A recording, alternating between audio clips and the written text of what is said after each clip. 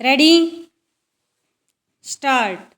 Mr. Deputy Chairman, sir, the bill as it has emerged from the Joint Select Committee has certainly been one which is much more acceptable to the workers than it was when it was originally moved in this House. Stop.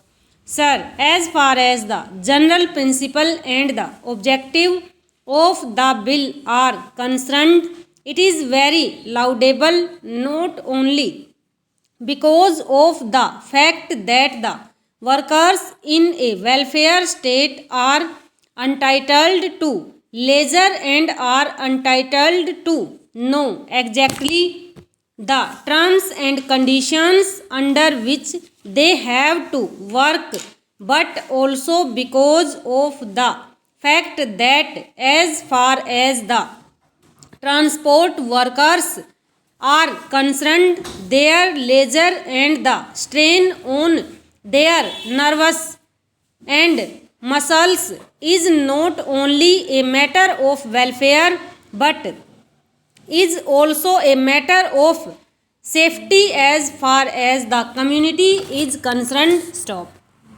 It is well known, sir, that the large number of accidents that take place on the roads are due to the fact that some of the transport workers have to work so strenuously that after a time they begin to experience fatigue, and as a result of that they are not in a position to have that alert mind which is absolutely necessary if the accidents are to be avoided, at least in the crowded streets, and because of the fact that the passengers travel between towns and cities and between one village and another, and the transport